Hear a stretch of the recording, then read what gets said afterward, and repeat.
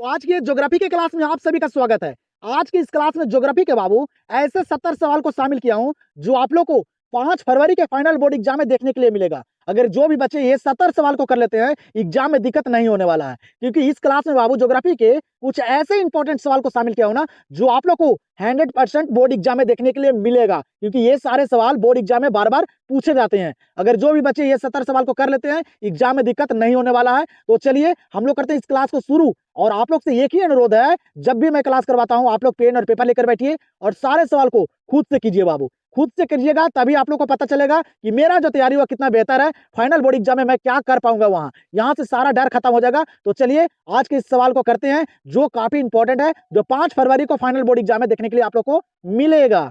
यहाँ पे पहला नंबर सवाल दिया गया है, क्या करें यहाँ पे कि किस राज्य में गोंडवाना कोयला पाया जाता है। सारा सवाल यहाँ पे इंपॉर्टेंट है, अंत तक देखिएगा, एक भी सवाल को छोड़िएगा नहीं। तो किस राज्य में गोंडवाना कोयला पाया जाता है, आप लोग को पता होगा। सारे सवाल को मेरे से पहले आप लोग सारे सवाल को करते चलिए और देखिए कि आप लोग कितने सवाल को सही कर पाते हैं। एग्जाम के लिए रेडी हो चुके हैं कि नहीं, जल्दी से बताइएगा। किस राज्य में गोंडवाना कोयला पाया जाता है? तो गोंडवाना कोयला जो पाया जाता है ये झारखंड में पाया जाता है। कहाँ? झारखंड बाबू सबसे ज्यादा कोयला पाया जाता है, ये याद रखिएगा आप लोग। यहाँ पे इस सवाल का आंसर हो जाएगा ऑप्शन नंबर सी। चलिएगा देखिएगा यहाँ पे दूसरा नंबर सवाल को, ये सवाल भी एग्जाम में काफी बार पूछे गए हैं। बताइएगा आप लोग, यहाँ पे सवाल करा कि भारत में पुनः जनगणना पहली बार कब हुई। और डेट वाले सवाल को एकदम अच्छे तरीके से याद कीजिएगा, क्योंकि गलती आप लोग यही वाले सवाल में करते हैं। जल्दी से बताइएगा, भारत में पुनः जनगणना जो पहली बार हुई थी ना, वह कब हुई थी? इंपॉर्टेंट सवाल है, काफी सारे बच्चों को याद भी हो गए। वह बाबू कब हुई थी? तो 1881 में। कब हुई थी? 1881 में भारत में पुनः जनगणना हुई थी पहली बार। यहाँ पे आंसर हो जाएगा ऑप्शन नंबर ए। यहाँ पे देखिएगा 3 नंबर सवाल को, 3 नंबर सवाल भी काफी इंपॉर्टेंट सवाल है। सवाल यहाँ पे कह रहा है कि हार्टिकल्चर संबंधित है। हार्टिकल्चर जो संबंधित है ये किससे संबंधित है? सारा सवाल इंपॉर्टेंट है और आप लोग सारे सवाल को खुद से करते चलिए। बताइएगा, हार्टिकल्चर जो संबंधित है ना, ये फल एवं सब्जी से संबंधित है। किससे? फल एवं सब्जी से। याद रखिएगा, आंसर यहाँ पे होगा ऑप्शन नंबर डी। ध्यान दीजिएगा यहाँ पे अगले सवाल पे, क्या करें यहाँ पे अगला सवाल कि भारत में सबसे लंबी नदी कौन है। बाबू यहाँ पे आप लोग को अभी आसान सा सवाल करवा रहा हूँ, ठीक है। आप लोग को धीरे धीरे देखिए, हर सवाल का लेवल ऊपर बढ़ेगा, ठीक है। लास्ट तक सिर्फ बने रहिए और सारे सवाल को कीजिए आप लोग। भारत की सबसे लंबी नदी कौन है? भारत की जो सबसे लंबी नदी है वो कौन सी नदी है? सारे बच्चों को पता होगा, एग्जाम में भी ये सवाल पूछे गए हैं। आसान सा सवाल है लेकिन एग्जाम में पूछे जाते हैं। तो भारत की सबसे लंबी नदी है गंगा नदी। कौन सी नदी? गंगा नदी। यहाँ पे आंसर हो जाएगा ऑप्शन नंबर ए। चलिएगा तो यहाँ पे ध्यान दीजिएगा अगले सवाल पे। यहाँ पे अगला सवाल करें कि दो देशों के मध्य व्यापार कहलाता है। दो देशों का मध्य व्यापार जो कहलाता है वह क्या कहलाता है? जल्दी से बताइएगा, सारे ऑप्शन को पढ़िए और सारे सवाल को खुद से कीजिए। गलती कीजिएगा बाबू तभी यहाँ पे आप लोग को सुधारने का मौका मिलेगा। बताइएगा, दो देशों का मध्य व्यापार क्या कहलाता है? काफी सारे बच्चे में गलती करते हैं। यहाँ पे काफी सारे बच्चे जो है वह अंतरदेशीय व्यापार मार के आ जाते हैं, लेकिन बाबू गलती हो जाएगा। दो देशों का मध्य व्यापार जो कहलाता है ना, वह अंतरराष्ट्रीय व्यापार कहलाता है। या अंतरराष्ट्रीय व्यापार। तो यहाँ पे आंसर होगा ऑप्शन नंबर बी। ध्यान दीजिएगा, काफी इंपॉर्टेंट सवाल है यहाँ पे। ये सवाल भी एग्जाम में काफी बार पूछे गए हैं। जल्दी से बताइएगा, आसान सा सवाल है। खट्टे रसदार फलों की कृषि से संबंधित है। काफी सारे बच्चों को याद होगा, खट्टे रसदार फलों की कृषि जो संबंधित है वह किससे संबंधित है? खट्टे रसदार फलों की कृषि पूछे या अंगूर की खेती पूछे, ठीक है, याद रखेगा अच्छी तरह से। खट्टे रसदार फलों की कृषि जो संबंधित है ना, ये भूमध्यसागरीय कृषि से संबंधित है। किससे? भूमध्यसागरीय कृषि से। याद रखेगा, इंपॉर्टेंट सवाल है, एग्जाम में भी काफी बार पूछे गए हैं और पूछे गए सवाल रिपीट भी किए जाते हैं एग्जाम में। तो अच्छे तरह से बाबू, ठीक है, अच्छे तरह से यहाँ पे आप लोग रिवीजन कर लीजिए, ठीक है। जितना भी पढ़ाई की है अच्छे तरह से रिवीजन कर लीजिए, अंत तक पूरे सवाल को देखिए। आप लोग को लास्ट में हाई लेवल के भी सवाल करवाऊंगा, सिर्फ आप लोग बने रहिए और टाइम होगा तभी आप लोग इस क्लास को पूरे अंत तक देखिएगा। तो यहाँ पे इस सवाल का आंसर क्या होगा? Option number C. यहाँ पे देखिएगा अगले प्रश्न को, यहाँ पे अगला प्रश्न करा है कि बिग इंच संबंधित है। बिग इंच जो संबंधित है यह किससे संबंधित है? ऑप्शन को पढ़िए और बताइए जल्दी से। तो बिग इंच जो संबंधित है ना, वह संबंधित है पाइपलाइन से। किससे? पाइपलाइन से। याद रखिएगा, आंसर यहाँ पे होगा ऑप्शन नंबर ए। यहाँ पे ध्यान दीजिएगा अगले सवाल पे। ये सवाल भी आप लोग को याद होगा क्योंकि ये सवाल एग्जाम के लिए काफी इंपॉर्टेंट है और पूछे भी गए हैं। सवाल यहाँ पे कह रहा है कि कॉफी उत्पादक राज्य है। कॉफी उत्पादक राज्य जो है यहाँ पे, वह कौन राज्य है? किस राज्य में सबसे ज्यादा कॉफी उत्पादित होता है? तो याद रखिएगा, वह है कर्नाटक। कहाँ? कर्नाटक में सबसे ज्यादा वो कॉफी होता है, ठीक है। और आप लोग ऑप्शन के अकॉर्डिंग ही सवाल का आंसर कीजिएगा, ठीक है। तो यहाँ पे इस सवाल का आंसर हो जाएगा ऑप्शन नंबर ए। चलिएगा तो यहाँ पे ध्यान दीजिएगा अगले प्रश्न पे, और ये सवाल आप लोग को याद होना चाहिए क्योंकि ये सवाल एग्जाम में काफी बार पूछे गए हैं। आप लोग को एग्जाम में देखने के लिए मिल सकता है। सवाल यहाँ पे कह रहा है, निम्नलिखित रोगों में से कौन सा जलजन्य है? यहाँ पे सवाल क्या कर रहा है कि निम्नलिखित रोगों में से कौन जो यहाँ पे है वह जलजन्य है, मतलब जल से होने वाला रोग यहाँ पे कौन है? ये सवाल कर रहा है। आप लोग एक बार क्वेश्चन में को देखिएगा, ये सवाल काफी बार पूछे भी गए हैं। दम ध्यान दीजिए बाबू, ये सारे सवाल इंपॉर्टेंट है, एग्जाम में रिपीट किए जाते हैं, तो अच्छे तरीके से सारे सवाल को याद कर लीजिए। याद है, बहुत बढ़िया है आप लोग को दम, ठीक है। एग्जाम में जाइए, अच्छे मार्क्स लाइए, सारा ऑब्जेक्टिव को सही करके आइए। जिन बच्चों को तैयारी नहीं है ना, वो सारे सवाल को दम रट जाइए, मौका अब आप लोग के पास नहीं है, ठीक है। बचे हुए टाइम को दम रात दिन एक कर दीजिए और अच्छे मार्क्स लाना है तो पढ़ना जरूरी है। सवाल यहाँ पे कह रहे हैं कि निम्नलिखित रोगों में से कौन सा जलजन्य है, तो जलजन्य यहाँ पे कौन है, वह है अतिसार। एग्जाम में पूछे गए हैं, क्या है, अतिसार है। आंसर हो जाएगा ऑप्शन नंबर सी। 10 नंबर सवाल को देखिएगा आप लोग, यहाँ पे क्या करा 10 नंबर सवाल कि विश्व का सबसे लंबा झील जलमार्ग कौन है। विश्व का, पूरे वर्ल्ड का सबसे लंबा झील जलमार्ग जो है वह कौन है, जल्दी से बताइएगा। सारा इंपॉर्टेंट सवाल है यहाँ पे, तो याद रखिएगा विश्व का सबसे लंबा झील जलमार्ग जो है ना, वह ग्रेट लेक्स सेंट्रल लॉरेंस जलमार्ग है। कौन से, ग्रेट लेक्स सेंट्रल लॉरेंस जलमार्ग, ये विश्व का, पूरे वर्ल्ड का सबसे लंबा झील जलमार्ग है, तो दम याद रखेगा। आंसर यहाँ पे हो जाएगा ऑप्शन नंबर डी। फिर यहाँ पे देखिएगा, ये भी सवाल एग्जाम में पूछे गए हैं, वो आसान सा सवाल है, काफी सारे बच्चों को याद भी होगा। नहीं याद है, रट जाइए सारे सवाल को, क्योंकि एग्जाम आप लोग के काफी नजदीक आ चुका है।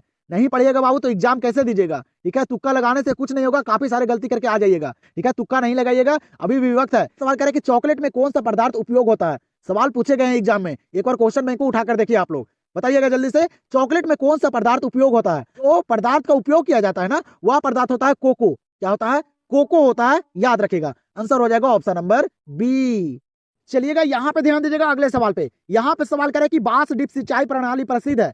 बांस डिप सिंचाई प्रणाली जो प्रसिद्ध है वह कहाँ प्रसिद्ध है, किस राज्य में प्रसिद्ध है, इंपॉर्टेंट सवाल है। और यही सारे सवाल एग्जाम में पूछे जाते हैं, और ये सारे सवाल आसान है बाबू, ये सारे सवाल आसान है, लेकिन एग्जाम में पूछे जाते हैं। आप लोग को हाई लेवल के भी सवाल करवाऊंगा, सिर्फ आप लोग देखते जाइए।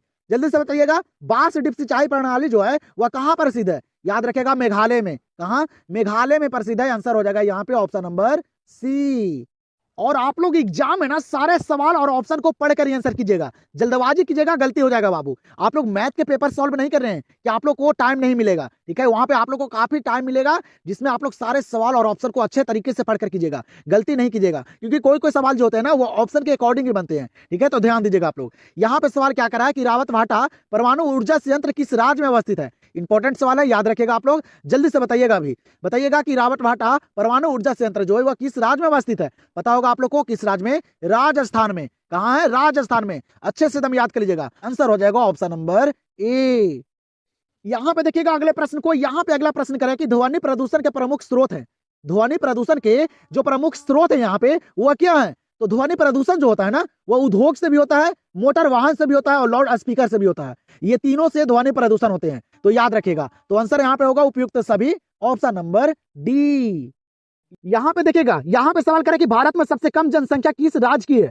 भारत में सबसे कम जनसंख्या जो है वह किस राज्य की है, ये सवाल यहाँ पे कर रहा है। तो याद रखिएगा, सबसे कम जनसंख्या जो है ना भारत में, वह है सिक्किम में। किस राज्य में है, सिक्किम में सबसे कम जनसंख्या है, वहां सबसे लोगों की संख्या कम है। और अधिक पूछेगा ना कि सबसे ज्यादा जनसंख्या जो है भारत में वह किस राज्य में है, तो सबसे ज्यादा जनसंख्या जो है ना भारत में वह है बाबू उत्तर प्रदेश में। कहाँ, उत्तर प्रदेश में सबसे ज्यादा जनसंख्या है, और कम कहाँ है, तो सिक्किम में। ये दो सवाल याद रखेगा, एग्जाम में आप लोग को देखने के लिए मिल सकता है, ठीक है। तो यहाँ पे इस सवाल का आंसर होगा ऑप्शन नंबर सी। और अगर आप लोग को क्लास करने में मजा आ रहा होगा ना, तो एक लाइक जरूर कीजिएगा, और कमेंट सेक्शन में अपना राय जरूर बताइएगा। मैं सारे बच्चे का राय जानना चाहता हूं बाबू, कि मैं जो क्लास करवाता हूं वो आप लोग के लिए इंपॉर्टेंट होता है कि नहीं, ठीक है, समझ में आता है कि नहीं, बस ये आप लोग कमेंट सेक्शन में जरूर बताइएगा। बताइए यहाँ पे सवाल क्या करें ना, सन 2001 की जनगणना के अनुसार भारत की जनसंख्या निम्नलिखित में से कौन सी है। सवाल यहाँ पे कह रहा है कि 2001 में जो जनगणना हुआ था ना, उसके अनुसार भारत की जो जनसंख्या थी ना, वह कितनी थी, ये सवाल यहाँ पे कर रहा है। 2001 और 2011 ये दोनों जनगणना को एकदम अच्छे तरीके से याद कर लीजिएगा, एग्जाम में सवाल पूछे जाते हैं। तो 2001 की जनगणना के अनुसार भारत की जो जनसंख्या थी ना, वह थी बाबू 102.8 करोड़। कितना, 102.8 करोड़ थी। दम याद रखिएगा हर एक सवाल को। तो यहाँ पे आंसर हो जाएगा ऑप्शन नंबर ए। चलिएगा, तो यहाँ पे ध्यान दीजिएगा अगले सवाल पे, ये सवाल इंपॉर्टेंट है, एग्जाम में भी पूछे जाते हैं। सवाल यहाँ पे क्या करना कि किस वर्ष विश्व की मानव जनसंख्या 6 अरब हुई। बताइएगा, किस वर्ष विश्व की, पूरे वर्ल्ड की मानव जनसंख्या जो है ना, वह 6 अरब हुई थी। ये सवाल यहाँ पे कर रहा है, एग्जाम में पूछे जाते हैं, तो दम याद रखेगा। वह हुआ था कब, 1999 में। कब हुआ था, 1999 में। डेट वाले सवाल को दम याद रखेगा। 1999 में बाबू पूरे विश्व की, पूरे वर्ल्ड की मानव जनसंख्या जो है ना, वह 6 अरब हो गई थी। तो यहाँ पे आंसर क्या हो जाएगा, ऑप्शन नंबर डी। तो चलिएगा यहाँ पे ध्यान दीजिएगा अगले सवाल पे। यहाँ पे सवाल क्या कर रहा है ना कि कौन सी नदी बेसिन पूर्वी भारत में है। सवाल यहाँ पे क्या करा है कि कौन सी नदी बेसिन जो है वह पूर्वी भारत में है। इस लेवल के सवाल एग्जाम में पूछे जाते हैं, तो मैं सारे सवाल को यहाँ पे शामिल किया हूँ जो एग्जाम के लिए काफी इंपॉर्टेंट है। तो अंत तक देखिए और सारे सवाल को करके जाइए आप लोग। जिस सवाल में आप लोग को डाउट लगता है, जिस सवाल में दिक्कत है, उसको दम रट जाइएगा। बताइएगा जल्दी से कि कौन सी नदी जो है ना, कौन सी यहाँ पे नदी बेसिन जो है वह पूर्वी भारत में है। तो वह याद रखेगा महानदी बेसिन। कौन सी नदी बेसिन? महानदी बेसिन। तो यहाँ पे क्या हो जाएगा answer? Option number C. 19 number सवाल को देखिएगा। यहाँ पे 19 नंबर सवाल क्या कराना है कि किस प्रदूषण द्वारा सर्वाधिक बीमारियां होती है। किस प्रदूषण द्वारा सबसे ज्यादा बीमारियां होती है, ये भी इंपॉर्टेंट सवाल है, जल्दी से बताइएगा आप लोग। तो किस प्रदूषण द्वारा सर्वाधिक सबसे ज्यादा बीमारियां होती है, याद रखेगा वह है बाबू क्या? जल प्रदूषण। इसके द्वारा, जल प्रदूषण के द्वारा सबसे ज्यादा बीमारी होती है। कैसे? दूषित जल से ज्यादा बीमारियां होती है बाबू। और जहां पे जो घर के पास, रोड के, सड़क के किनारे जो पानी जम जाता है ना, उसमें कीटाणु बैक्टीरिया होने लगता है, ठीक है, उससे ज्यादा बीमारियां होती है, मच्छर उत्पन्न होने लगता है। तो जल प्रदूषण के कारण सर्वाधिक बीमारियां होती है, याद रखेगा। तो यहाँ पे इस सवाल का आंसर होगा ऑप्शन नंबर बी। यहाँ पे देखिएगा इस सवाल को, ये सवाल आप लोग को याद होगा, एग्जाम में भी काफी बार पूछे गए हैं, जल्दी से बताइएगा। सवाल यहाँ पे कह रहा है कि बाबा बुदन पहाड़ी है। बाबा बुदन पहाड़ी जो है ये कहाँ है? एग्जाम में पूछे जाते हैं, जल्दी से बताइएगा। बाबा बुदन पहाड़ी जो है ना, ये लॉ यस के लिए सबसे ज्यादा बाबू प्रसिद्ध है। तो बाबा बुदन पहाड़ी जो है ना, ये है कर्नाटक में। कहाँ है? कर्नाटक में, याद रखेगा। तो यहाँ पे इस सवाल का आंसर हो जाएगा ऑप्शन नंबर ए। 21 नंबर सवाल को देखिएगा। यहाँ पे क्या करो, 21 नंबर सवाल करे मसाई क्या है। सवाल यहाँ पे क्या करा है, मसाई जो है ये क्या है, इसको भी याद रखिएगा। मसाई जो है ना, वह एक प्रकार का जनजाति है। क्या है? एक प्रकार का जनजाति। तो यहाँ पे 21 नंबर सवाल का आंसर हो जाएगा ऑप्शन नंबर बी। ये आप लोग को क्लास कैसा लग रहा है, आप लोग कमेंट सेक्शन में जरूर बताइएगा। और अगला क्लास जो है वह किस सब्जेक्ट का है, ये भी कमेंट में आप लोग ही बताइएगा, तभी मैं अगला क्लास करवाऊंगा, ठीक है। क्योंकि बताइएगा सवाल यहाँ पे कह रहा है कि निम्नलिखित में से जल किस प्रकार का संसाधन है। हर एक लेवल का सवाल यहाँ पे शामिल है जो एग्जाम में पूछे जाते हैं। तो जल जो है वह किस प्रकार का संसाधन है, याद रखेगा चक्रीय संसाधन। कैसा? चक्रीय संसाधन। आंसर होगा ऑप्शन नंबर डी। यहाँ पे देखिएगा अगले सवाल को, काफी इंपॉर्टेंट सवाल है, ठीक है। यहाँ पे सवाल बड़ा नहीं है बाबू, इसको पढ़िए और समझने का कोशिश कीजिए, ठीक है। आसान सा सवाल है। यहाँ पे सवाल करे कि 2011 के जनगणना के अनुसार निम्नलिखित में से किस राज्य का जनसंख्या घनत्व न्यूनतम है। यहाँ पे सवाल जो कह रहा है ना कि 2011 में जो जनगणना हुआ था उसके अनुसार जो जनसंख्या घनत्व जो कम है ना, वह किस राज्य का है, ये सवाल यहाँ पे करा है, ठीक है। आप लोग क्या करते हैं, बड़ा क्वेश्चन को देखते हैं और आगे बढ़ जाते हैं। उसको बाबू देखिए, पढ़ के देखिए एक बार कि वो सवाल मेरे लायक है कि नहीं, ठीक है, तभी पता चलेगा। नहीं पढ़िएगा, नहीं देखिएगा तो वो कैसे पता चलेगा। आप लोग देखते ही आगे बढ़ जाते हैं, तो ऐसा गलती नहीं करना है एग्जाम में भी नहीं, ठीक है। बताइएगा किस राज्य में जनसंख्या घनत्व जो है ना वह सबसे कम है, न्यूनतम है, और सबसे ज्यादा बिहार में है, और कम जो है ना वह है अरुणाचल प्रदेश में। 2001 में जो जनगणना हुआ था ना उसके अनुसार अरुणाचल प्रदेश में जनसंख्या घनत्व जो है वह सबसे कम है। आंसर हो जाएगा ऑप्शन नंबर ए। चलिएगा तो यहाँ पे देखिएगा, ये भी सवाल काफी बार एग्जाम में पूछे गए हैं और इंपॉर्टेंट सवाल है, आप लोग को पता होगा। ये सवाल पॉलिटी में भी पूछे गए हैं और आप लोग के ज्योग्राफी के पेपर में भी पूछे गए हैं। तो याद रखेगा, भारत में हरित क्रांति का सूत्रपात कब हुआ। भारत में हरित क्रांति का जो सूत्रपात हुआ था वह कब हुआ था। ये सवाल आप लोग को शायद मैं हिस्ट्री में भी कराया था, ठीक है, आप लोग को याद भी होगा। बताइएगा जल्दी से, सारे सवाल को करते चले बाबू, लास्ट में स्कोर भी पूछूंगा मैं कि कितने सवाल को सही किए हैं यहाँ पे, ठीक है। तो भारत में हरित क्रांति का जो सूत्रपात हुआ था ना वह 1967 से 1968 के बीच हुआ था। तो यहाँ पे आंसर हो जाएगा ऑप्शन नंबर सी। 25 नंबर सवाल को देखिएगा, क्या करें यहाँ पे 25 नंबर सवाल कि झील के चारों ओर बसा अधिवास किस प्रतिरूप में आएगा। और इस लेवल के सवाल एग्जाम में पूछे जाते हैं, तो याद रखेगा झील के चारों ओर बसा अधिवास जो है वह किस प्रतिरूप में आएगा। याद रखेगा वृत्ताकार प्रतिरूप में। कैसी प्रतिरूप में? वृत्ताकार प्रतिरूप में आएगा बाबू। झील के चारों ओर बसा अधिवास, वहां के लोग, वहां के मकान, ठीक है। तो आंसर यहाँ पे हो जाएगा ऑप्शन नंबर सी।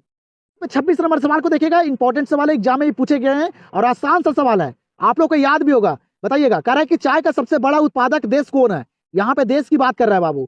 जो चाय का सबसे बड़ा उत्पादक देश है वह कौन देश है, किस देश में सबसे ज्यादा चाय की खेती होती है। तो याद रखिएगा चीन में।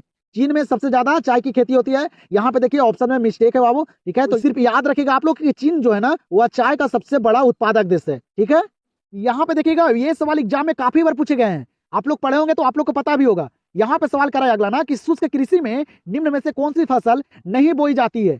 शुष्क कृषि में कौन सी फसल जो है वह नहीं बोई जाती है, पता होगा आप लोग को। अब हम लोग थोड़ा सा फास्ट करेंगे बाबू, कम समय में कोशिश करता हूं मैं आप लोग को कंप्लीट कराने का, और आप लोग भी मेरे साथ सारे सवाल को खुद से करते चलिएगा, ठीक है। खुद से करते चलिएगा और जो भी गलतियां यहाँ पे कीजिएगा ना उसको सुधारने का भी कोशिश कीजिएगा।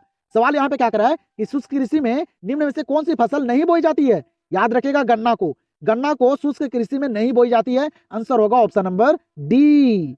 ध्यान दीजिएगा यहाँ पे अगले प्रश्न पे। यहाँ पे अगला प्रश्न करा है कि धारावी मलिन बस्ती किस नगर में स्थित है। वो अभी आप लोग को सारा आसान सा सवाल करवा रहा हूँ, आगे देखिए आप लोग को हार्ड वाले सवाल भी नजर आएंगे। बताइएगा धारावी मलिन बस्ती जो है वह किस नगर में स्थित है। याद रखेगा किस नगर में, मुंबई में। धारावी धारावी मलिन बस्ती जो है ना वह मुंबई में है। आंसर हो जाएगा ऑप्शन नंबर बी। 29 नंबर सवाल पे ध्यान दीजिएगा आप लोग, क्या करें यहाँ पे 29 नंबर सवाल करे कि चैनल टनल जोड़ता है। चैनल टनल जो है ये किनको जोड़ता है, और इससे रिलेटेड सवाल आप लोग को काफी सारा यहाँ पे मैं करवाऊंगा, ठीक है। तो देखिएगा यहाँ पे, क्योंकि आप लोग को यहाँ से 1 से 2 सवाल इससे रिलेटेड वाले देखने के लिए मिलेगा फाइनल बोर्ड एग्जाम में, ठीक है। बताइएगा चैनल टनल जोड़ता है, चैनल टनल जो जोड़ता है वह किनको जोड़ता है। याद रखिएगा पेरिस को लंदन से, किसको, पेरिस को लंदन से जोड़ता है चैनल टनल। दम याद रखिएगा, आंसर हो जाएगा ऑप्शन नंबर सी। देखिएगा यहाँ पे अगले सवाल को उसी लेवल का सवाल है, आप लोग अंत तक देख लीजिए। इस क्लास को काफी इंपॉर्टेंट सवाल को शामिल किया हूँ जो एग्जाम में देखने के लिए मिलेगा यहाँ से, ठीक है। अंत तक देखिए, उसी लेवल का सवाल है। यहाँ पे क्या करा है, उत्तर अटलांटिक मार्ग जोड़ता है। उत्तर अटलांटिक मार्ग जोड़ता है, ये किनको जोड़ता है। याद रखिएगा ये जोड़ता है बाबू उत्तर अमेरिका को यूरोप से। इसको उत्तर अमेरिका को यूरोप से जोड़ता है अटलांटिक मार्ग। तो यहाँ पे इस सवाल का आंसर हो जाएगा ऑप्शन नंबर ए। उसी प्रकार से यहाँ पे भी सवाल दिए गए, करा है कि रबी की फसल पैदा होती है। रबी की फसल जो पैदा होती है वह किस ऋतु में होती है। गर्मी में होती है बाबू की ठंडा में, बरसात में, कब होती है बताइएगा। तो रबी की फसल किससे बोला जाता है, रबी फसल जिस फसल में बाबू क्या क्या क्या होता है, तो गेहूं होता है, सरसों होता है, मसूर होता है, चना होता है, वह रबी फसल में आता है ये सब, ठीक है। ये सारे फसलें जो हैं वह रबी फसल में आता है। तो रबी की फसल जो पैदा होती है वह किस ऋतु में होती है, तो शीत ऋतु में, जो अभी के टाइम है बाबू, शीत गिरता है ना अभी के टाइम, तो अभी के टाइम ही होता है ये सारे फसल, वो शीत ऋतु में ही रबी की फसल पैदा होती है। आंसर होगा ऑप्शन नंबर ए। यहाँ पे देखिए ये सवाल करा कि पनामा नहर जोड़ती है। सवाल यहाँ पे क्या करा है, पनामा नहर जोड़ती है। पनामा नहर जो है वो किनको जोड़ती है, इसको भी याद रखिएगा। ये प्रशांत महासागर को अटलांटिक महासागर से, इससे प्रशांत महासागर को अटलांटिक महासागर से जोड़ती है पनामा नहर। दम याद रखिएगा। तो यहाँ पे इस सवाल का आंसर हो जाएगा ऑप्शन नंबर सी। और आप लोग को एक बात और बता देता हूं, जितना भी सवाल इस क्लास में मैं शामिल किया हूं ना, ये सारे इंपॉर्टेंट सवाल है। यहाँ से ना आप लोग को सवाल एग्जाम में देखने के लिए मिलेगा, सारा गेसिंग किया गया सवाल है। अंत तक देखिए सिर्फ आप लोग, ठीक है। हर एक सवाल को देखिए, वो आप लोग देख सकते हैं कि किस लेवल का सवाल मैं करवा रहा हूँ। आप लोग एक बार क्वेश्चन में पढ़िए और देखिए कि ये सारे सवाल एग्जाम में पूछे जाते हैं कि नहीं, तब आप लोग को पता चलेगा, ठीक है। और रिवीजन करना बाबू बहुत जरूरी है। आप लोग को याद है बहुत बढ़िया है, लेकिन रिवीजन करना बहुत जरूरी है। सारे बच्चे 1 साल में तो कंप्लीट कर लेते हैं, लेकिन जो बच्चे रिवीजन नहीं करते ना उनको एग्जाम में दिक्कत आ जाता है। याद रहता है लेकिन वहां गलती करके आ जाते हैं। देखिएगा यहाँ पे सवाल करें कि संचित क्षेत्रों में मृदा निम्नीकरण का मुख्य कारण है। तो संचित क्षेत्रों में मृदा निम्नीकरण का जो मुख्य कारण है ना वह है मृदा लवणता। क्या है, मृदा लवणता, याद रखेगा। तो यहाँ पे इस सवाल का आंसर हो जाएगा ऑप्शन नंबर डी। चलिए तो यहाँ पे ध्यान दीजिए अगले प्रश्न पे। सवाल यहाँ पे क्या करें, निम्नलिखित में से भारत में पुरुष प्रवास का प्रमुख कारण कौन सा है। बताइएगा कि भारत में पुरुष प्रवास का जो प्रमुख कारण जो है वह कौन सा है। ये भी याद रखिएगा, वह है काम और रोजगार। क्या है, काम और रोजगार, ये बाबू पुरुष प्रवास का प्रमुख कारण बन गया है भारत में। तो यहाँ पे इस सवाल का आंसर हो जाएगा ऑप्शन नंबर सी। यहाँ पे ध्यान दीजिएगा अगले सवाल पे। यहाँ पे अगला सवाल क्या करें ना कि इनमें से कौन उत्तर भारत में रबी की फसल है। सवाल यहाँ पे क्या करा है कि इनमें से कौन उत्तर भारत में रबी की फसल है। इंपॉर्टेंट सवाल है, याद रखिएगा गेहूं। उत्तर भारत में रबी की फसल जो है ना वह है गेहूं। आंसर होगा ऑप्शन नंबर ए। यहाँ पे देखिएगा अगले सवाल को, यहाँ पे क्या करा है, अगला सवाल करे कि 11वीं पंचवर्षीय योजना की अवधि है। यहाँ पे सवाल क्या करा है कि 11वीं पंचवर्षीय योजना जो हुआ था वह कब से कब तक हुआ था, ये सवाल यहाँ पे करा है। याद रखिएगा 11वीं पंचवर्षीय योजना एग्जाम में नहीं पूछे जाते हैं, लेकिन बाबू हर साल प्रथम पंचवर्षीय योजना जरूर पूछे जाते हैं। तो याद रखिएगा प्रथम पंचवर्षीय योजना हुआ था 1951 से 1956। ये याद कर लीजिएगा, आप लोग एग्जाम में देखने के लिए मिलेगा। लेकिन यहाँ पे सवाल 11वीं पंचवर्षीय योजना कर रहा है, तो यहाँ पे हो जाएगा 2007 से 2012। तो आंसर होगा ऑप्शन नंबर बी। यहाँ पे देखिएगा इस लेवल के सवाल एग्जाम में पूछे जाते हैं। कह रहा है यहाँ पे सवाल ना कि खनन किस प्रकार का क्रियाकलाप है। सवाल यहाँ पे क्या करा है कि खनन जो है ये किस प्रकार का क्रियाकलाप है। याद रखिएगा खनन जो है ना ये प्राथमिक क्रियाकलाप में आते हैं। किसमें, प्राथमिक क्षेत्र में। आंसर होगा ऑप्शन नंबर ए।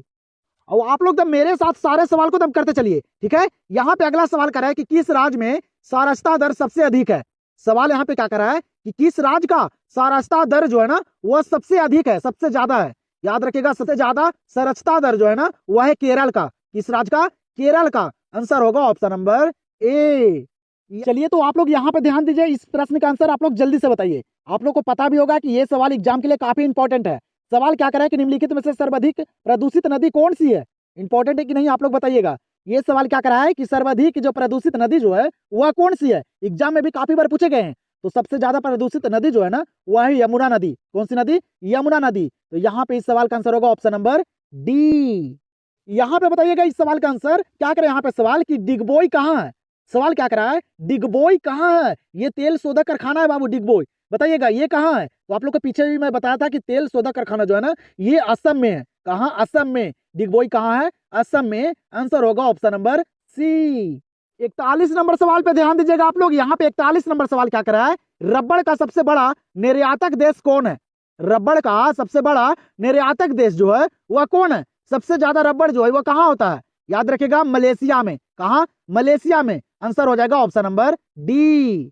यहाँ पे सवाल क्या करा है, काफी इंपॉर्टेंट सवाल है, एग्जाम में भी पूछे जाते हैं, तो दम याद रखिएगा सारे सवाल को। आप लोग को एक बात और बताता हूँ बाबू, यहाँ पे आप लोग के लिए सारा सवाल इंपॉर्टेंट है, क्योंकि आप लोग को पता नहीं है कि कौन से सवाल एग्जाम में पूछे जाएंगे।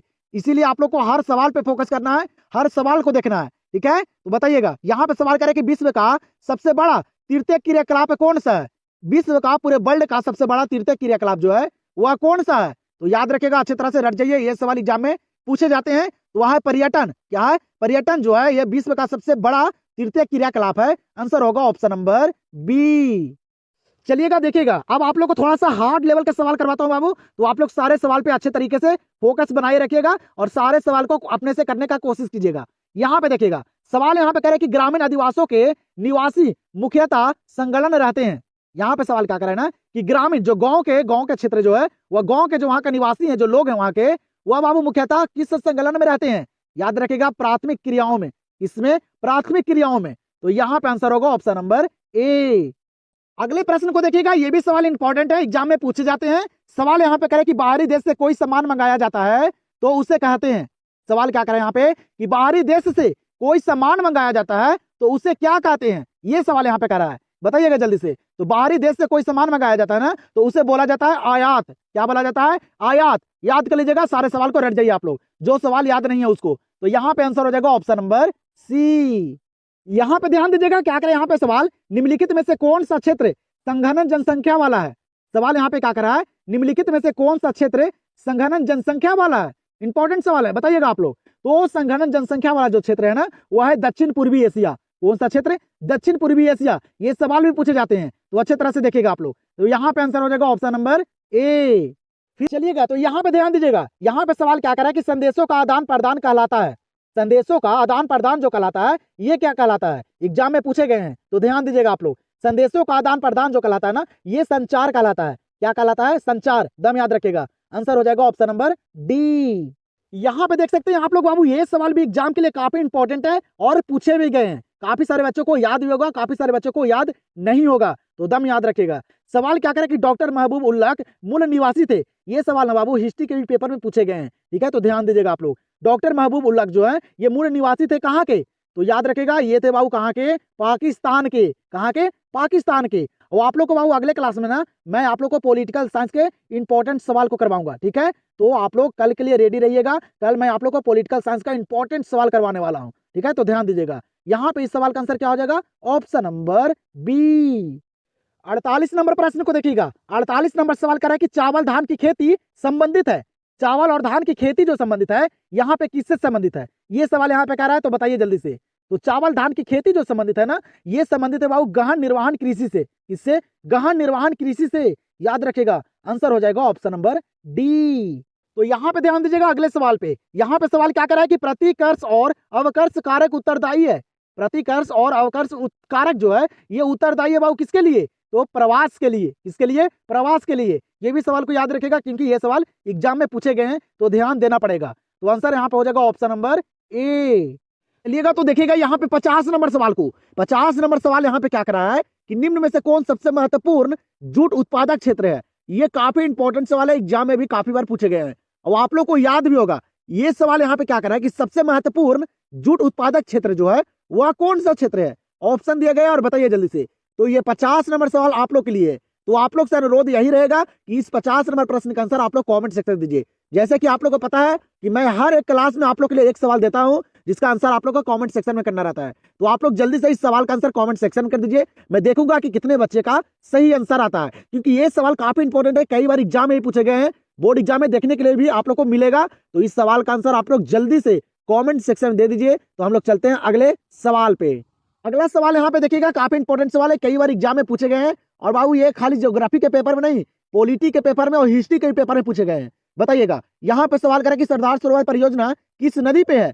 सरदार सरोवर परियोजना जो है ये किस नदी पे है? याद रखिएगा, यह है नर्मदा नदी पे। किस नदी पे? नर्मदा नदी पे। आंसर हो जाएगा ऑप्शन नंबर ए।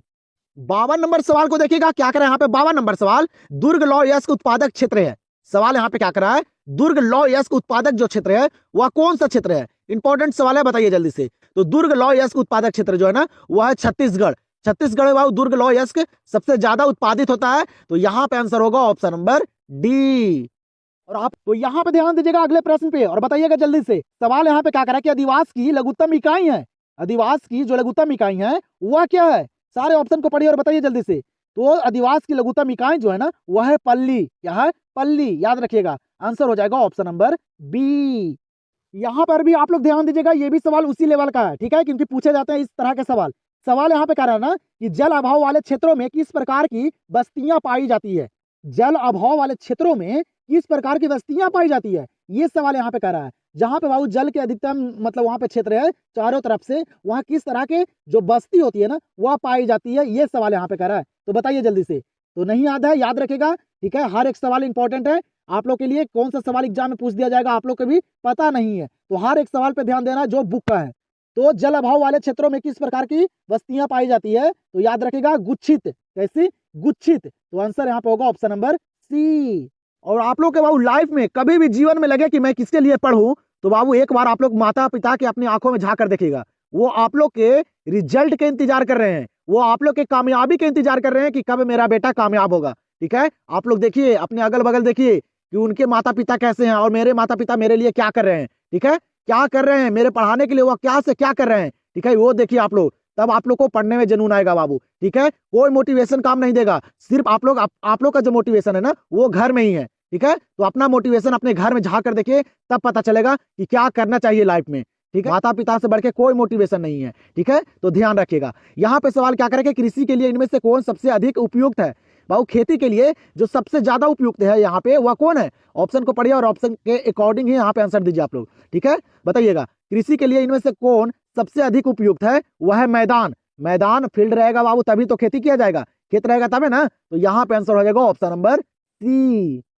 और ये मैं जो बातें बोलता हूँ ना बाबू, ये आप लोग के लिए बोलता हूँ, क्योंकि काफी सारे बच्चे जो है ना वो पढ़ाई पे फोकस नहीं करते हैं। वो सोचते हैं कि ऐसे ही मेरा एग्जाम जो है वो क्लियर हो जाएगा। बाबू ऐसे नहीं होता है, पढ़ने से ही होता है। ठीक है, तो ध्यान दीजिएगा। इसलिए आप लोग को बोलता हूँ कि मोटिवेशनल कोई काम नहीं देगा, अपना मोटिवेशन अपने आप में ढूंढिए, अपने घर में ढूंढिए। ठीक है, ठीक है, बताइएगा। यहाँ पे सवाल करें कि संदेशों का आदान प्रदान कहलाता है। एग्जाम में पूछे गए इंपॉर्टेंट सवाल है, तो याद रखेगा संदेशों का आदान प्रदान जो कहलाता है ना वह संचार कहलाता है। क्या? संचार। आंसर होगा ऑप्शन नंबर डी। और मैं देखा था काफी सारे बच्चे का कमेंट आया था ज्योग्राफी के लेकर कि ज्योग्राफी के ऐसे इंपॉर्टेंट सवाल को लाइए जो एग्जाम में देखने के लिए मिले फाइनल बोर्ड एग्जाम में। तो मैं आप लोग के लिए लेकर आया गया हूं बाबू। इस क्लास में ना हर एक सवाल इंपॉर्टेंट है, आप लोग देख सकते हैं। जो एग्जाम में बार बार रिपीट किए जाते हैं, जो बुक का इंपॉर्टेंट सवाल होते हैं ना वो सवाल को यहाँ पे शामिल किया हूँ। और आप लोग को पता है कि बोर्ड एग्जाम में ज्यादा हार्ड लेवल के सवाल नहीं पूछे जाते हैं। अगर आप लोग पढ़ाई किए होंगे ना तो एग्जाम में दिक्कत नहीं होने वाला है। नहीं किए तो यहाँ पे देखिए सारे सवाल को याद नहीं है, अच्छे तरीके से रट जाइए, यही मौका है, दम रट जाइए हर सवाल को। बताइएगा, यहाँ पे दूसरा नंबर सवाल आप लोग को दिया गया है, क्या करें यहाँ पे 2011 के जनगणना के अनुसार भारत का जनसंख्या घनत्व था। ये सवाल इंपॉर्टेंट है, कई बार एग्जाम में ही पूछे गए, आप लोग को पता भी होगा। 2011 में जो जनगणना हुआ था उसके अनुसार जो भारत का जनसंख्या घनत्व है वह कितना था? तो याद रखेगा 382 व्यक्ति वर्ग किलोमीटर। कितना था? 382 व्यक्ति वर्ग किलोमीटर। ये 2011 में जनगणना हुआ था ना, उसके अनुसार बाबू पूरे भारत का जनसंख्या घनत्व था। तो यहाँ पे इस सवाल का आंसर हो जाएगा ऑप्शन नंबर ए। और आप लोग इस क्लास को पूरे अंत तक देखिएगा, सारे सवाल को करके जाइएगा। ठीक है, काफी सारे सवाल इस क्लास में शामिल है। बताइएगा, यहाँ पे सवाल जो करा ना, करा कि ब्राजील के कॉफी बागान को क्या कहा जाता है? ब्राजील के कॉफी बागान को क्या कहा जाता है? इंपॉर्टेंट सवाल है, ये भी याद रखिएगा। ब्राजील के कॉफी बागान को जो कहा जाता है ना वह फेजेंडा कहा जाता है। क्या कहा जाता है? फेजेंडा। याद रखिएगा, आंसर यहाँ पे होगा ऑप्शन नंबर ए। चलिएगा, यहाँ पे देखिएगा आप लोग अगले सवाल को। यहाँ पे अगला सवाल करा कि उच्च जनसंख्या वृद्धि दर वाला देश है। सवाल यहाँ पे क्या करा है कि उच्च जनसंख्या वृद्धि दर वाला जो देश है वह कौन सा देश है? यहाँ पे ऑप्शन के अकॉर्डिंग बाबू। ठीक है, पढ़िए ऑप्शन को और बताइए जल्दी से। तो यहाँ पे जो उच्च जनसंख्या वृद्धि दर वाला जो देश है ना वह है यमन। कौन सा देश है? यमन है। याद रखेगा, आंसर यहाँ पे हो जाएगा ऑप्शन नंबर ए। 99 नंबर सवाल पे ध्यान दीजिएगा, काफी इंपॉर्टेंट सवाल है। सवाल यहाँ पे कह रहा है कि निम्नलिखित में से किसे प्राय प्रदूषक नहीं माना जाता है। यहाँ पे बताइएगा कि कौन सा गैस है ना बाबू, उसको प्रदूषक नहीं माना जाता है, उससे प्रदूषण नहीं होता है। ये सवाल यहाँ पे कह रहा है, तो बताइएगा जल्दी से। इंपॉर्टेंट सवाल है, ज्योग्राफी के ही सवाल है बाबू, तो याद रखिएगा आप लोग। तो निम्नलिखित में से किससे प्राय प्रदूषक नहीं माना जाता है, याद रखिएगा वह है कार्बन डाइऑक्साइड। कार्बन डाइऑक्साइड जो है ना, ये प्रदूषण नहीं फैलाता है बाबू, ठीक है। ये कुछ चीजों के लिए काफी लाभदायक भी होता है, जैसे पेड़ पौधा के लिए उनको कार्बन डाइऑक्साइड चाहिए, चाहिए कि नहीं चाहिए, आप लोग को पता होगा। तो यहाँ पे इस सवाल का आंसर हो जाएगा ऑप्शन नंबर सी। यहाँ पे ध्यान दीजिएगा अगले सवाल पे। यहाँ पे अगला सवाल करे कि वाल्मीकि नगर टाइगर रिजर्व कहाँ स्थित है। वाल्मीकि नगर टाइगर रिजर्व जो है ये कहाँ स्थित है, इंपॉर्टेंट सवाल है, बताइएगा आप लोग। सारे सवाल को याद रखिएगा क्योंकि सारा सवाल यहाँ पे इंपॉर्टेंट है और सारे सवाल गेसिंग किए गए हैं, तो अच्छे तरीके से सारे सवाल को कीजिए आप लोग। तो वाल्मीकि नगर टाइगर रिजर्व जो है ना, यह है बिहार में। कहाँ है, बिहार में। आंसर होगा ऑप्शन नंबर ए। अगले प्रश्न को देखिएगा, ये भी सवाल इंपॉर्टेंट है। यहाँ पे सवाल कर रहा है ना कि निम्नलिखित राज्यों में से किसमें शिक्षितों का प्रतिशत सर्वाधिक है। सवाल यहाँ पे कह रहा है ना, जो कह रहा है कि बाबू कि किस राज्य में पढ़े लिखे लोग सबसे ज्यादा हैं, शिक्षितों का जो प्रतिशत है ना वह सबसे ज्यादा है। याद रखिएगा केरल में। कहा, केरल में। यही सारे सवाल पूछे भी जाते हैं एग्जाम में, तो दम याद रखिएगा। केरल में बाबू शिक्षितों का प्रतिशत जो है ना वह सबसे अधिक है, तो आंसर यहाँ पे हो जाएगा ऑप्शन नंबर सी। 63 नंबर सवाल को देखिएगा। यहाँ पे 63 नंबर सवाल क्या कर रहा है कि चावल धान की खेती संबंधित है। चावल और धान की खेती जो संबंधित है वह किससे संबंधित है, इंपॉर्टेंट सवाल है। तो चावल और धान की जो खेती संबंधित है ना वह गहन निर्वहन कृषि से संबंधित है। किससे, गहन निर्वहन कृषि से। याद रखेगा हर सवाल को, क्योंकि जितना भी सवाल करवाता हूं वह सारा इंपॉर्टेंट सवाल करवाता हूं, बोर्ड एग्जाम से रिलेटेड सवाल करवाता हूं, इसलिए मेरा क्लास जो है वह लेट आता है बाबू, ठीक है। सारे क्लास को आप लोग एकदम अटेम्प्ट कीजिएगा, जितना भी महामैराथन क्लास करवाऊंगा सारे क्लास को देखिएगा, एग्जाम में दिक्कत नहीं होगा, ठीक है। बताइएगा चावल धान की खेती संबंधित है किससे, गहन निर्वहन कृषि से। आंसर हो जाएगा ऑप्शन नंबर डी। अगले सवाल को देखिएगा, इस लेवल के सवाल एग्जाम में पूछे जाते हैं, तो बताइएगा जल्दी से आप लोग। यहाँ पे सवाल करें कि निम्नलिखित में से कौन तृतीयक आर्थिक क्रियाकलाप है।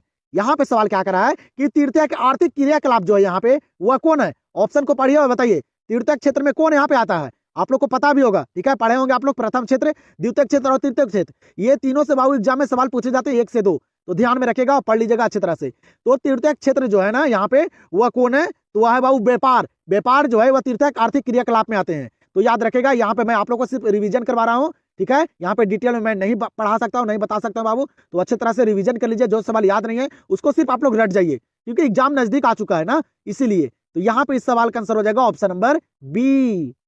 चलिएगा यहाँ पे देखिएगा, इस सवाल का आंसर बताइएगा आप लोग। यहाँ पे सवाल करें कि जनसंख्या वृद्धि दर सर्वाधिक है।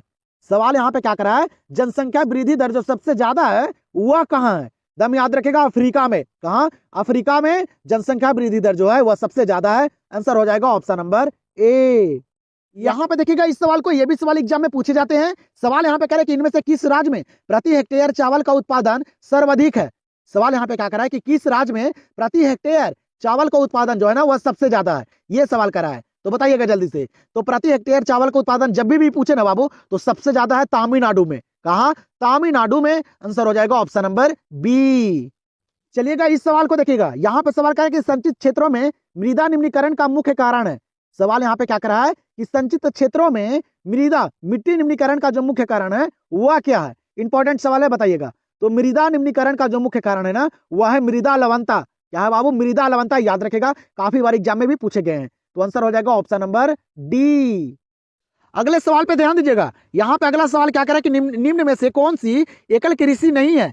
यहाँ पे सवाल क्या करा है, यहाँ पे कौन जो है बाबू वह एकल कृषि में नहीं आता है। तो एकल कृषि में कौन नहीं आता है, वह मिश्रित कृषि। मिश्रित का मतलब होता है वह मिश्रण, ठीक है, उसमें 2-3 कृषि और मिक्स है, ठीक है। तो कौन से यहाँ पे ऐसा कृषि जो है वह एकल कृषि में नहीं आता है, वह मिश्रित कृषि नहीं आता है। आंसर हो जाएगा ऑप्शन नंबर बी। और एग्जाम में बहुत ज्यादा हाई लेवल के सवाल नहीं पूछे जाते हैं, ठीक है। आसान सा सवाल, नॉर्मल सा सवाल पूछे जाते हैं, ठीक है। अगर अच्छे तरह से पढ़ाई कर लीजिएगा ना दिक्कत नहीं होगा 1% भी नहीं, ठीक है। बताइएगा यहाँ पे देखिएगा क्या करा है अगला सवाल कि डॉक्टर महबूब उल्लक मूल निवासी थे। डॉक्टर महबूब उल्लक जो थे ये कहाँ के निवासी थे, एग्जाम में पूछे जाते हैं। याद रखेगा पाकिस्तान के। कहाँ के, पाकिस्तान के। आंसर हो जाएगा ऑप्शन नंबर बी। यहाँ पे क्या करा है अगला सवाल, ध्यान दीजिएगा आप लोग। क्या करा कि कृषि के अंतर्गत हम इनमें से किसे लेते हैं, बताइएगा। कृषि के अंतर्गत हम इनमें से किसे लेते हैं, आप लोग को बताया भी था पिछले वाले क्लास में तो कृषि के अंतर्गत जो हम लोग लेते हैं ना, वह फसलों उत्पादन को, पशुपालन को और मत्स्य उत्पादन को, ये तीनों के बाबू कृषि के अंतर्गत रखा जाता है प्रथम क्षेत्र में। ये भी पढ़े होंगे आप लोग, ठीक है। तो यहाँ पे आंसर क्या हो जाएगा इनमें से सभी, ऑप्शन नंबर डी। चलिए, तो आप लोग कमेंट सेक्शन में बताइए कि ये क्लास करने में आप लोग को मजा आया कि नहीं आया। यहाँ पे ये सारे सवाल इंपॉर्टेंट थे कि नहीं थे। आप लोग को बाबू कल के पेपर में ये सारे सवाल देखने के लिए मिलेगा, ठीक है। तो आप लोग से अनुरोध है, इस क्लास को 1 से 2 बार देख लीजिएगा, सारा सवाल अच्छे तरीके से कंप्लीट हो जाएंगे, ठीक है। और आप लोग जाइए बोर्ड एग्जाम में अच्छे मार्क्स लाइए बाबू, अच्छे तरीके से सारे सवाल को करके आइएगा, ठीक है। वीडियो पसंद हो तो वीडियो को लाइक कीजिएगा, चैनल से नहीं जुड़े चैनल से जुड़े रहिए, और जितना भी सवाल मैं करवाता हूँ आप लोग को, हर एक सब्जेक्ट का क्लास यहाँ पे मैं दूंगा, जैसे जैसे आप लोग का एग्जाम रहेगा वैसे वैसे। तो आप लोग इस चैनल से जुड़ना नहीं भूलेगा। तो चलिए मिलते हैं अब अगले क्लास में।